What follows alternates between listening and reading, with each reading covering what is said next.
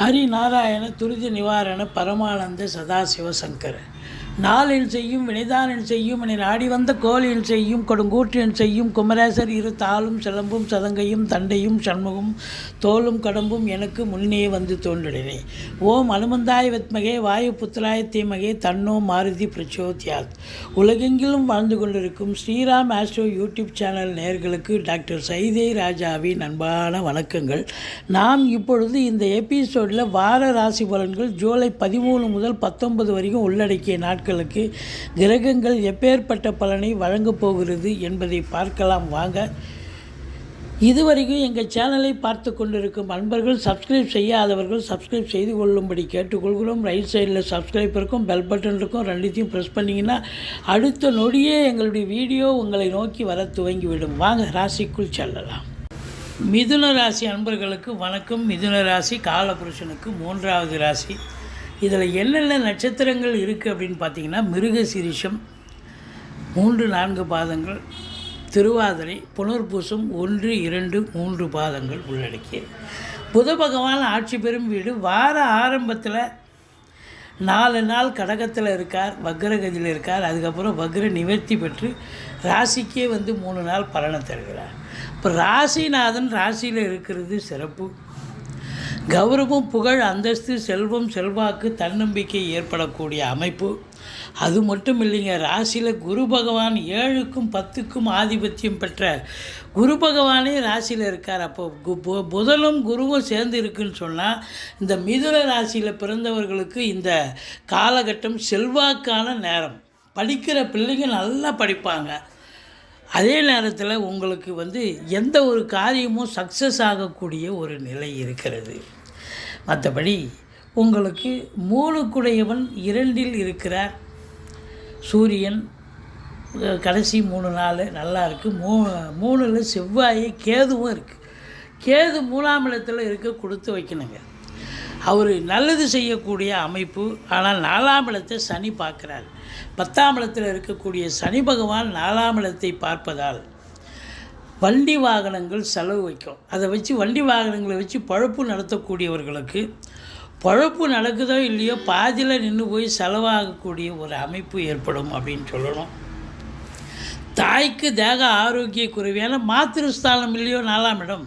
அப்போ தாய்க்கு தேக ஆரோக்கிய குறைவு ஏற்பட்டு மருத்துவ செலவுகள் வைக்கக்கூடிய அமைப்பு.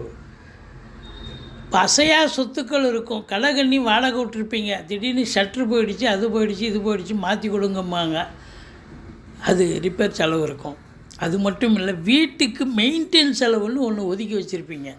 அது ஒரு மாதத்துக்கு உண்டான மெயின்டெனன்ஸ் செலவு இந்த ஒரு வாரத்திலே காலியாகக்கூடிய ஒரு நிலை.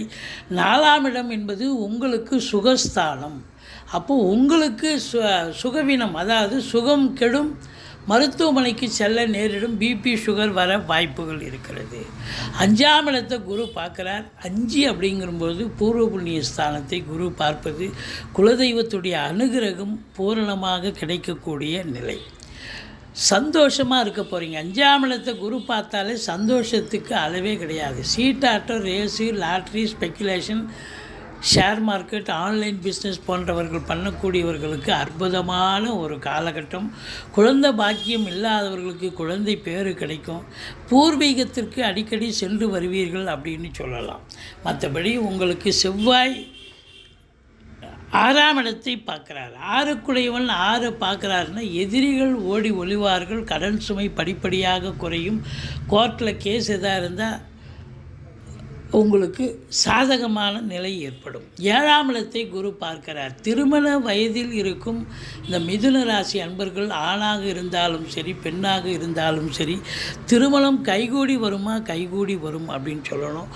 கூட்டு தொழில் செய்பவர்களுக்கு கூட்டாளிகளால் நன்மைகள் நடக்கக்கூடிய ஒரு காலகட்டமாக இது அமைகிறது. அதையும் தாண்டி பார்த்தீங்கன்னு சொன்னால் கணவன் மனைவி ஒற்றுமை, சமூகத்தில் பேரு புகழ் அந்தஸ்து உயர்வடையக்கூடிய ஒரு காலம். பாருங்கள், இந்த குரு பகவான் 9 பார்க்குறார். 9ல் ராகு இருக்கிறார். ராகு 9ல் இருந்தால் மைனஸ் தாங்க. அதாவது தகப்பன் ஸ்தானத்தில் போய் பாக்கியஸ்தானத்தில் போய் ராகு உட்கார்ந்தால் பாக்கிய தடையை ஏற்படுத்தும், தந்தைக்கு பிரச்சனை ஏற்படுத்தும், தொழில் தடை, தொழிலில் பிரச்சனை, தேக ஆரோக்கியத்தில் பிரச்சனை அப்படின்னு சொல்லணும். ஆனால் குரு பார்வை கோடி நன்மை. அப்போ தந்தைக்கு தொழில் தடை இல்லை, சிறப்பாக செய்வார், தேக ஆரோக்கியம் சிறப்பாக இருக்கும். நீங்கள் வெளியூர் வெளிநாட்டு பயணம் போவீங்க, ஆன்மீக பயணம் போவீங்க, இன்ப சுற்றுலா போவீங்க. அதனால் ஆத்ம திருப்தியும் சந்தோஷமும் கண்டிப்பாக கிடைக்கும். சனி பகவான் 10ல் இருக்கார். 10ல் சனி யார் ஒருவருக்கு இருந்தாலும் மேலாமினிக்கியாக வேலை பார்க்க முடியாது, அதிகப்படியான உழைப்பு தேவைப்படுகிறது அப்படின்னு சொல்லணும். 8 ஹவர் டியூட்டினா 10 ஹவர் வேலை பார்க்கணுங்க. நீங்கள் தனியார் துறையில் இருந்தாலும் சரி, அரசு துறையிலேயே இருந்தாலும் சரி, 8 ஹவர் வேலைன்னா 10 ஹவர் 12 ஹவர் கூட சமயத்தில் வேலை பார்க்க வேண்டிய ஒரு சூழல் இருக்கும். சொந்த தொழில் பண்ணுறவங்க கூட பார்த்திங்கன்னா வழக்கத்துக்கு மாறாக 2 ஹவர் 3 ஹவர் எக்ஸ்ட்ரா வேலை பார்க்க வேண்டிய சூழல் வந்துடும். அப்போ அதிகப்படியான உழைப்பு தேவைப்படுகிறது. என்று உழைப்பு பண்ணுறீங்க, இன்புட் இருக்குதுன்னு சொன்னால் அவுட்புட் கண்டிப்பாக கிடைக்கும். அதனால் நல்ல வருமானத்தை நிச்சயமாக எதிர்பார்க்கலாம். சிறப்பான ஒரு காலகட்டம். சுக்கிரன் 12ல் இருப்பது செலவினங்கள் குறிக்கிறது. பெண்களால் வருமானமும் வருது, பெண்களால் செலவினங்களும் ஏற்படக்கூடிய ஒரு அமைப்பு இருக்குது. மற்றபடி பத்திரிகை துறை, மீடியா துறையில் பணியாற்றக்கூடிய அன்பர்கள், சினிமா இண்டஸ்ட்ரி, தொலைக்காட்சி இண்டஸ்ட்ரி, புதனுடைய ஆதிக்கம் நிறைந்த டாக்குமெண்ட் ரைட்டர்ஸ், எழுத்தாளர்கள், மற்றபடி பார்த்திங்கன்னா ஆசிரியர் பெருமக்கள், வழக்கறிஞர்கள், ஜோதிட அறிஞர்கள், இவங்க எல்லாருக்குமே ஒரு பொற்காலமாகத்தான் விளங்கப் போகிறது. இந்த மிதுன ராசி அன்பர்களுக்கு 13ஆம் தேதி சந்திராஷ்டம நாளாக வருவதால் மிகுந்த எச்சரிக்கையோடு இருங்க. சந்திராஷ்டமம்னு சொல்லிக்கிங்க. நீங்கள் சந்திராஷ்டமம்னு சொல்லிக்கிட்டிங்கனாலே பாதி பிரச்சனை உங்களுக்கு தலைக்கு வர்றது தலைப்பாயிட போகுங்க. மற்றபடி ராசியில் குரு இருப்பது 7 இங்கே இருக்கார், 10 ராசியில் இருக்கார். அப்போ உங்களுடைய சிந்தனைகள், செயல்கள், எண்ணங்கள் எல்லாம் வேலையை பற்றி தான் இருக்கும், உத்தியோகத்தை பற்றி தான் இருக்கும். கண்டிப்பாக இன்புட் இருக்கும், அவுட்புட் கண்டிப்பாக கிடைக்கும், நல்ல சம்பாத்தியம் இருக்கும், சந்தோஷம் இருக்கும். நீங்கள் வணங்க வேண்டிய தெய்வம் அப்படின்னு பார்த்தீங்கன்னு சொன்னால் பட்டீஸ்வரம் ஸ்ரீ விஷ்ணு துர்க்கையை வழிபாடு செய்யுங்கள். வாழ்க்கை வளமோடும் நலமோடும் அமையப்போகிறது அப்படின்னு சொல்லலாம்.